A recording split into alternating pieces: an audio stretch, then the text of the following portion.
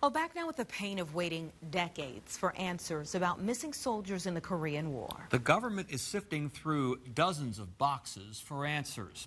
We showed you last night DNA testing of those remains is happening at Dover Air Force Base in Delaware. A local family hopes it includes closure for them as well.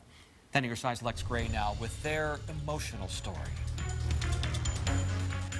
Dear Aunt Sylvia and Uncle Bob, this is dated May 30th, 1950. Lana Dorsey remembers these letters from her older brother, Ronnie. The weather here is very hot. You can read his excitement about his first time overseas with the Army. When he graduated high school, he thought, gee, should I go to college now? It's peacetime. Ronnie went to basic in Knoxville and started sending pictures of his new life. I remember my parents laughing about, you can't even see his face. Are you sure that's him? Then it was off to Houston, California, and Japan. I bought a beautiful camera today for 50,000 yens, which is $53.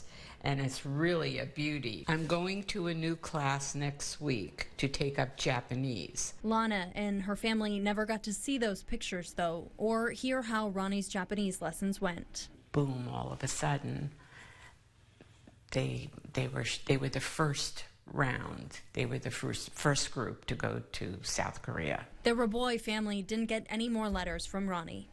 Instead, a telegram came that he was missing in action. The life Lana knew ended that day. I lost my mother. I would sort of stay away from my parents because they were so devastated.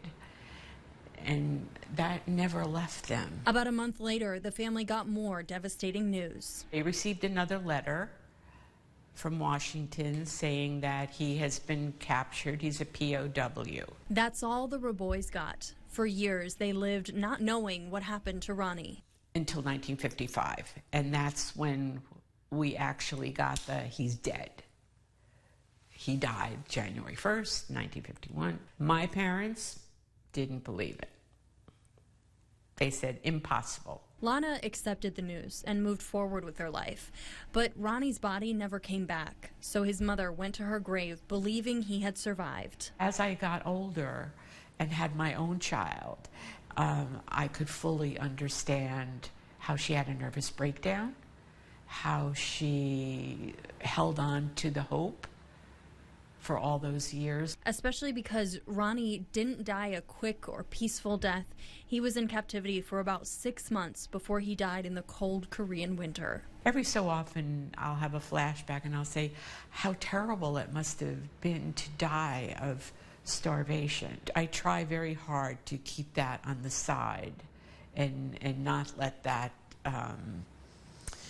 creep into my mind. Instead, she looks at these pictures. I see my hero. I see my big brother. And thinks of what could have been. Would have been nice, you know, for him to have a life he really never began.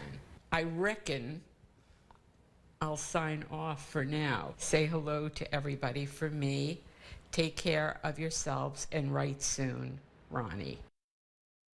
Oh, what an amazing story. That was 10 on your side's Lex Gray reporting.